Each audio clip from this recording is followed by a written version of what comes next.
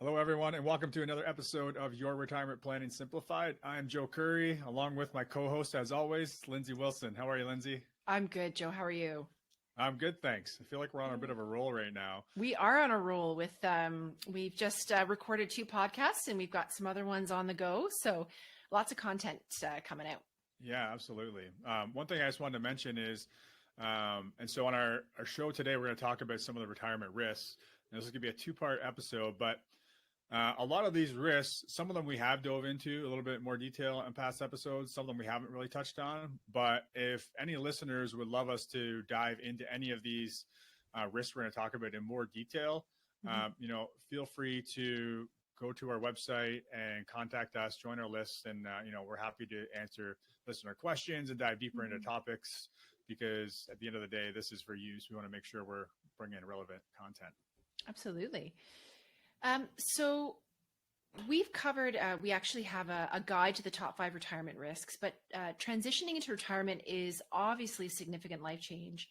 And we see, and it's common for people to make various mistakes during this phase. So I thought, again, as you referenced, it might be worthwhile to dig in a little deeper to some of the less known mistakes people make when approaching retirement, and maybe some of the more well-known, but to take a good look at them. Yeah, absolutely. I think, we talked a bit about this in the last episode, that there's a lot of different variables to consider for retirement. And if you don't know them, it's hard to plan for them. So we might as well talk about it. So I think in total, we came up with 9. The first one is underestimating retirement expenses. Could you speak to that? Yeah, for sure. So a lot of people think that when they're planning out their retirement, their only expenses are going to be like, I almost want to call them their fixed monthly expenses. So this is how much I need to keep my house running. This is how much I need for groceries, which is obviously a little bit variable. This is how much I need for gas. But they don't really think about all the one-offs, because they all feel like one-offs, right? And of course, we've talked about this in the past. And the other thing I always tell the people in retirement is, what day of the week while you're working do you spend the most money? And most people tell me Saturday. And so once you're in retirement, every day Saturday, right? So there's more opportunities to spend money. There's probably more lunches with friends. There's probably more travel. There's, so there's different expenses that will be popping up more often, because you're able to do more things, which is the whole point of retirement, to be able to do what you want and have that freedom. But it usually comes with excess spending, not less. So yeah, underestimating retirement expenses is a big one. How about, so because we do often speak about the importance of having a plan, how about not having a clear financial plan? Yeah, so part of that is coming up with your budget. And I know people don't like that word budget, so we talk a lot about cash flow. And, so you don't need to break things down into, a line item expense, like every expense. But in our Retirement Navigator, we have an exercise. And basically what we're doing is we're looking at your total take-home pay right now. So while you're working, everything coming into the bank. And then you're pulling out whatever you're not going to have in retirement. So if you're going to pay off your mortgage by retirement, you can take that payment out. You're still putting money away into your RSPs or retirement savings. You're going to take that out of your expenses. But for the most part, your cash flow is not going to go down. So you at least want to know, what am I spending today in total? And again, as we mentioned about the underestimated expenses. So don't look at it from just what do you think your expenses are going to be.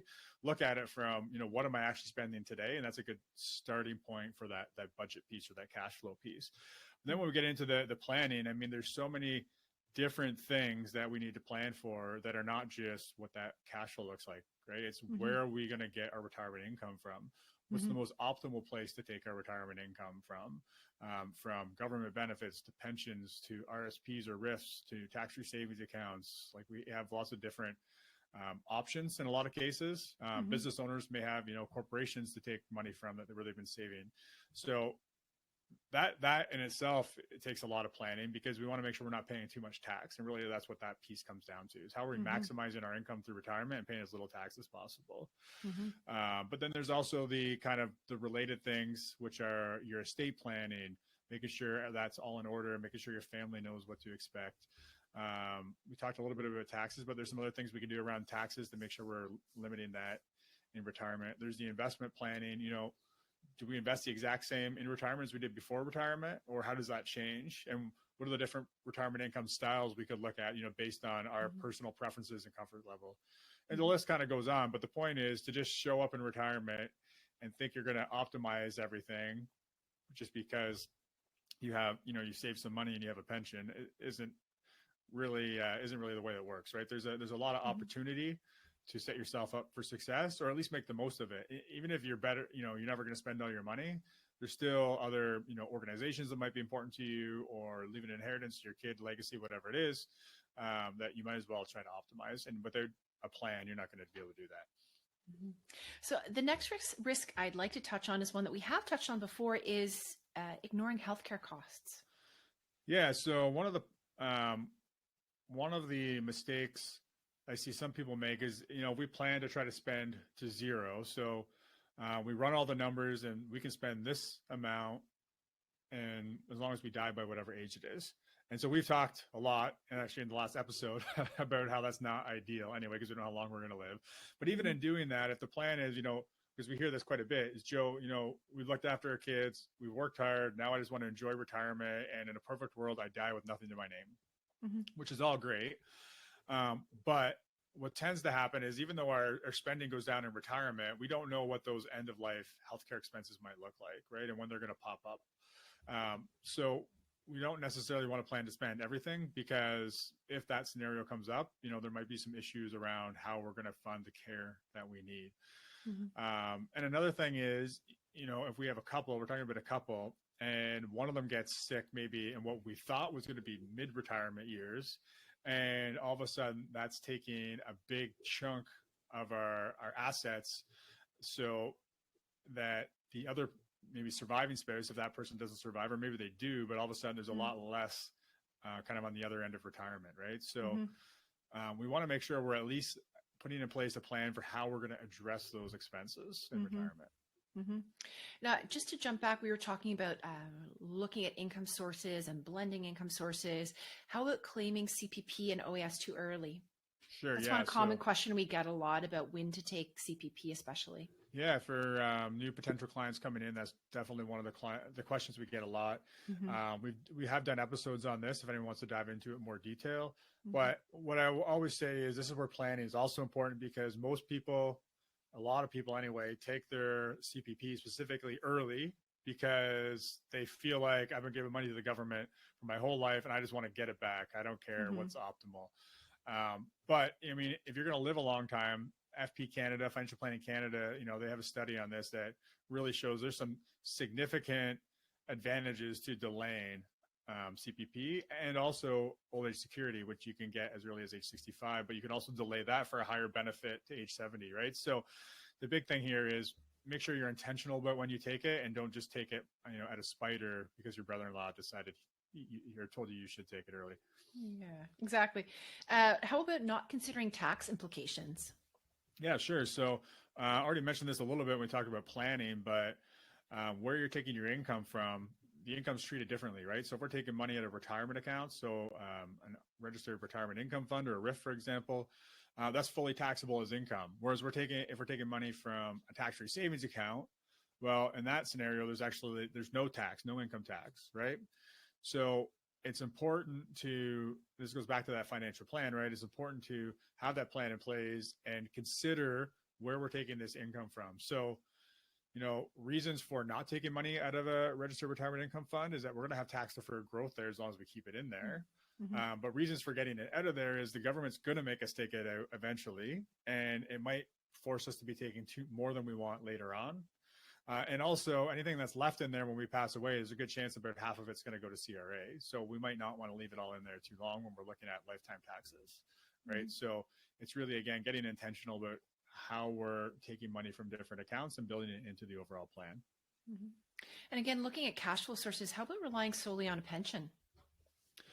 Yeah, and so one thing I'd say about this is, if you're a year from retirement and you only have a pension, then there's probably not a whole lot you can do.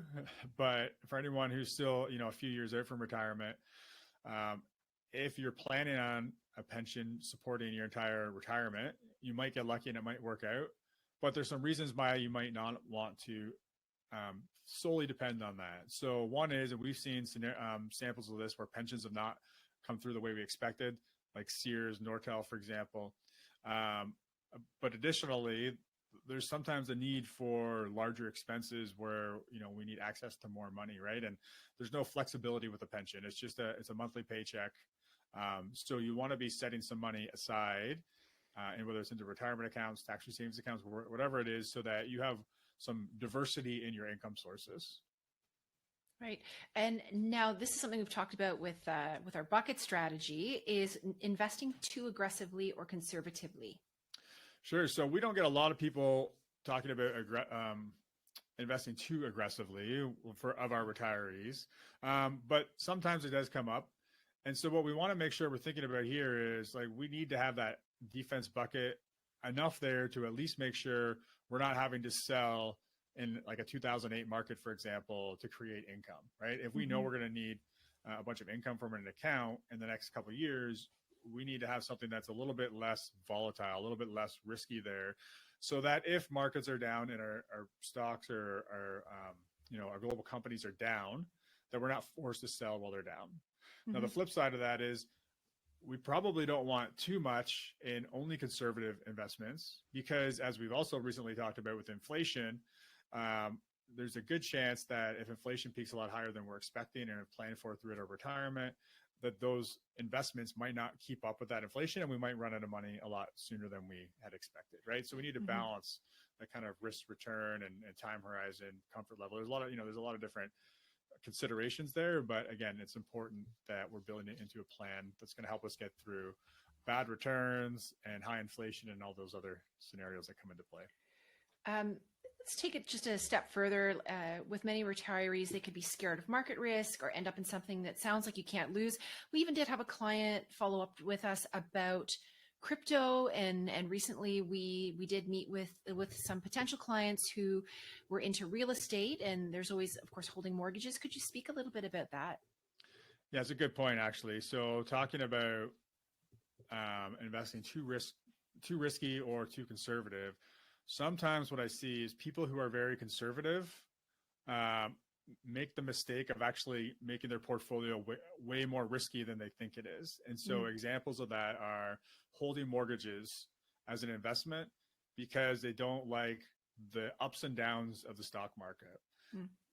But then kind of having the majority of their wealth in these mortgages that are dependent on someone likely with bad credit to come through and be able to pay those, pay the interest and pay the mortgage off, right? So the reason that people would do that is what they see is, nowadays a 12% interest rate that's coming in every month. There's no variability in it, but that's assuming that they have the money to keep paying, right?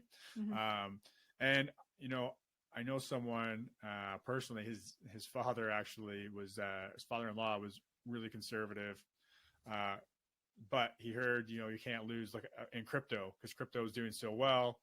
And this is a while back. This was pretty early on, but ended up getting out of it at a bad time. He got scared, got back in, got back at a bad time, ended up owing a bunch of taxes that he wasn't expecting. And it ended up being a kind of, a really tough situation. But it was just something that, crypto looked really good because there was a run for quite a while where it's just going up, going up, going up, going up. And it looked like it couldn't lose. Didn't have the same volatility or the ups and downs that the stock market was experiencing at the time, right? So anyway, so the point here is something sounds too good to be true. It probably is. So we don't want to jump out of kind of the tried and true. You got the right phrasing there. Tried and true. Yeah. Thank you. Ways of investing because something else looks a lot better. Because there's always a relation between risk and return, right? And so if it looks like we're going to get a lot more return and it doesn't look like there's variability there, there's some kind of risk built into that. And we need to make sure we're figuring out how that fits into the overall portfolio. And at the very least, we need to make sure that we're diversified, right? So when we're building wealth, a lot of times concentration is good if we're comfortable with that risk and knowing we might have to work longer or go back to work, whatever it is. But once we get to retirement, if we want to stay retired and not go back to work, we need to now be looking to diversify and lower our risk so that we're not in a situation where we run out of money. Perfect. And how about not updating estate planning? Sure. So I'd say, 75% of potential clients coming in to see us have not updated their will in the last 10, 15 years, if they even have a will. And we're talking about a lot of wealthy people too, right? Not people coming in saying, oh, I don't have anything, I'm not worried about it. It's, just a lot of times people do it when they have kids. And, now their kids are 35 years old and they never ever touched it and hadn't really given it a lot of thought. So the first thing I'd say about that is there's a lot that's changed in the last, 15, 20, 30 years. You probably don't have powers of attorney for property, powers of attorney for health, if you haven't updated your will in the last 15 years, which are really important, just as important as your will. And also, you might have executors on there who are older than you. And ideally that's not the case, because if something happens to you, something might have or likely has already happened to those people you had down there as executors, right? So there's a lot of things that can happen when you're not updating your estate planning. So it's something that should be addressed on a regular basis, or at least reviewed. It doesn't have to be updated any year by any means, but if there's any big changes, any changes in laws, changes in family circumstances, these are all reasons we want to update it, but sometimes time is a good enough reason to just update it because so many things change. And finally, what about retiring too early? Yeah, so some people, they look at retirement like, life is short.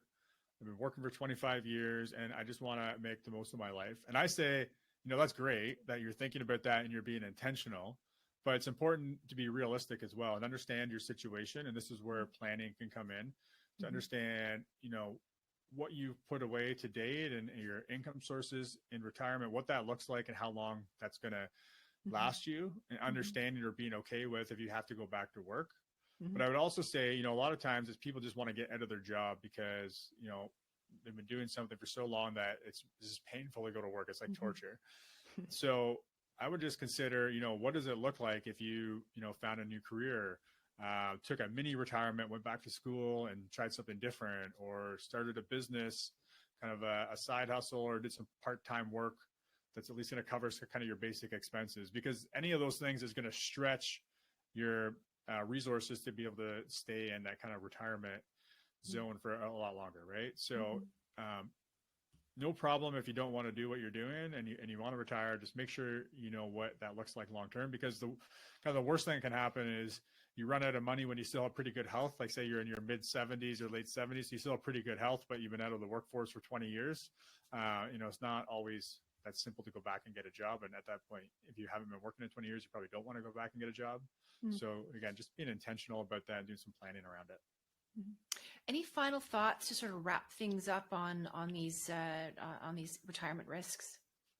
Just kind of like we talked about on the last episode, it's, educate yourself, know what you need to plan for, and understand that just running a projection that tells you how much retirement income you can get is not a retirement plan. And if that's kind of how you approach it, then you're likely to be in for some surprises as you go. So, but good news is, Lindsay, anyone who's listening to this probably already knows there's more to it than that. And so it's great that you're educating yourself. Great. And I'll include our top 5 retirement risks guide in our show notes, along with something I wanted to mention is about not updating estate planning. We have a great podcast with David Eady that talks about wills and estates and being prepped for being an executor, which I will also include. Yeah, and also why it's so important. He does probably a lot more in-depth explanation of why that's important. Absolutely. Well, thank you, Joe. Thanks, Lindsay.